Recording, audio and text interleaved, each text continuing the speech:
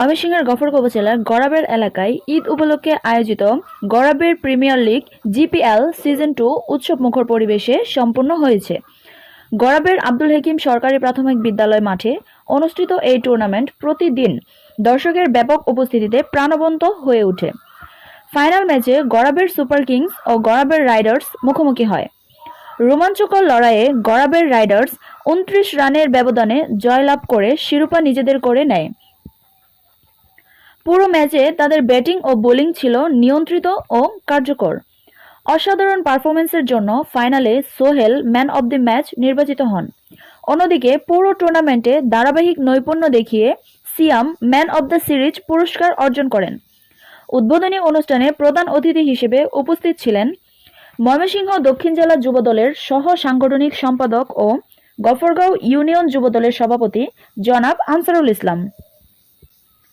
তিনি বলেন, যুব সমাজকে মাদক ও অপরাধ থেকে দূরে রাখতে খেলাধুলার বিকল্প নেই।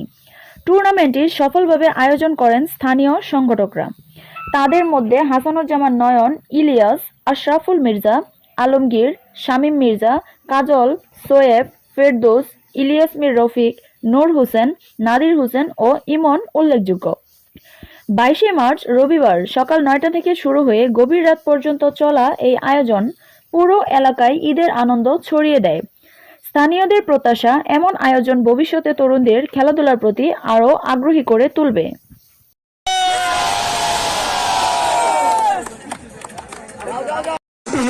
তুমি এখানে কেন আসছো? আমি খেলা দেখতে আসছি। খেলা তুমি কেমন উপভোগ করতেছো? তুমি তুমি কি মনে করো যে এরকম খেলা আরো হবে? অবশ্যই ভালো লাগছে। কোন দল সাপোর্ট করছেন? সুপার কিংস কেন ভালো লাগে আপনার? শরীর চর্চা অনেক ভালো লাগছে, ওর জন্য ভালো লাগছে। অনেক ভালো লাগতেছে। আমার শুভকামনা যে সুপার কিংস যায়। বুঝছেন? সে আমাদের ঐতিহ্যবাহী খেলোয়াড় এখানে আছে।